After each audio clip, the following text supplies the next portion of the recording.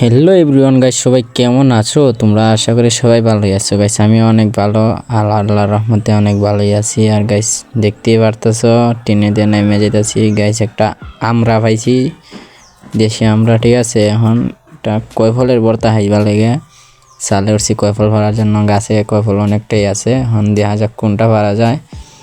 দেখতাছি এদিকে আন্দাজ করতেছি কোনটা খাওয়া যায়। বলতে পেটে তো যাইতেইব, ঠিক আছে। এখন গাইস এটাই ফাইরে নিতেছি। কয়ফলটা বাক্যই বড় আছে গাইস, কয়ফলটা পারছি দেহ অনেক বড়। আর গাইস কাইটে ভিডিওটা নিয়ে আসছি একবারে ডাইরেক্ট চুলানোর জায়গাত।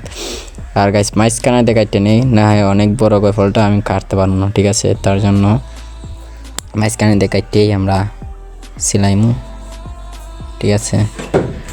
আর কি বলবো গাইস, ভিডিও কার কাছে কীরকম লাগে কোনো জানি না গাইস।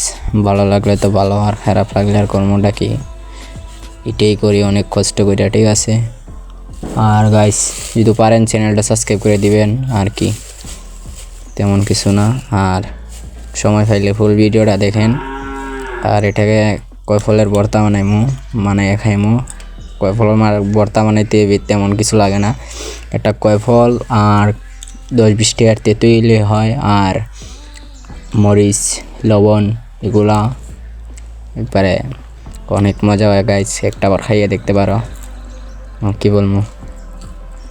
দেখতে দেখো ভিডিওটা। আর দেখতে দেখতে কয়ফল চলাইয়ে কয়ফলটারে টুকরা টুকরা করে নিতেছি। সবগুলোই কাটমু, কম করে করমু, তার আর যেগুলা থাকবো তো থাকবোই, আর বেশি করমু না, কারণ না একা খাইমু।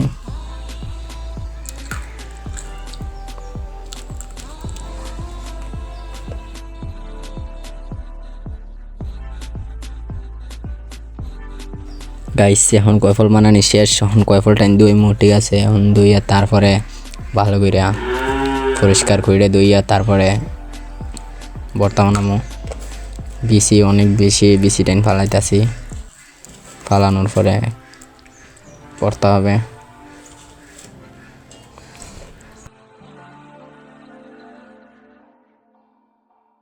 দেখতে দেখতে ধুইয়া শেষ হয়ে যেতেছে গা, ঠিক আছে গাইস।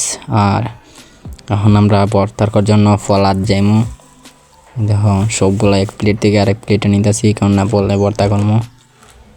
আর গাইস বলের মাঝে এখন মেশিন লাগবো, যেটা আমরা পেঁয়াজ কেতা করি, যেতে আমরা বড়টা দিয়ে করবা, কারণ না পুরোটা দিয়ে করলে একবারে কেটে যাব গা, খাইতে পারবা না, লরম হয়ে যাব, ঠিক আছে, যাওয়ার মতন হয়ে যাবে। আর গাইস ফুল ভিডিওটা দেখতে দাও, মজা পাইবা।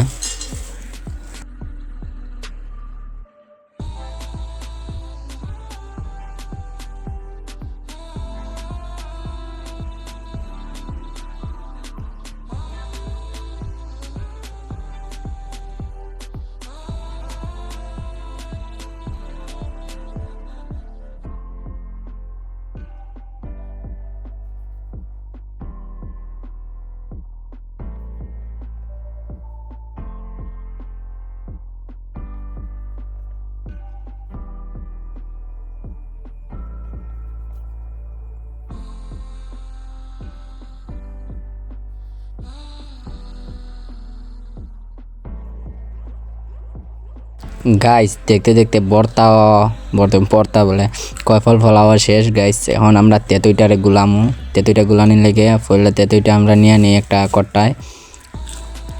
গাইস তেঁতুইটা নিলাম, হালকা পরিমাণে একটু বেশি দিয়ে দিলাম। এখন হালকা মরিচ দিমু, যতখান খাইতে পারো অতখান মরিচ দিবাই।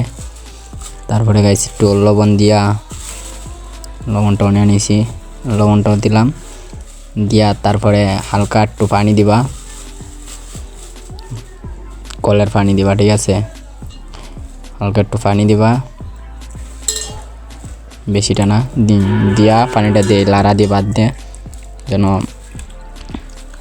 লবণ মরিচ তেঁতুই একখানা মিক্সকার হয়, এর জন্য। দেখো গাইস অনেক সুন্দর হয়েছে তেঁতুইটা, দেখা যায় লাল হয়ে রয়েছে।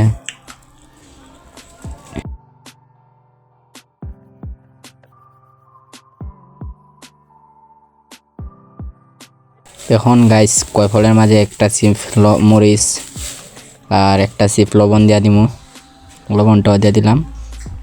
এখন তেঁতুলটা না আগে একটা বাহর পাতা দিব, তেঁতুলটা একটু পরে দিব। বাহর পাতা বলতে ধনিয়া পাতা একটু দিলাম, ধনিয়া পাতাটা কিতাব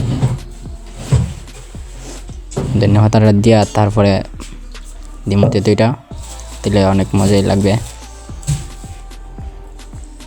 ধনিয়া পাতাটা দিয়ে দিলাম, এখন দিব একটু তেঁতুলটা দিয়ে দিলাম। তেঁতুলটা দিয়ে এখন লাড়া দিব আস্তে করে, দেখেন ভালো করে লাড়া দিবেন যেন কোনো জায়গায় সাদা না থাকে, মিক্সকার হয়, নয় মজা পাইবেন না।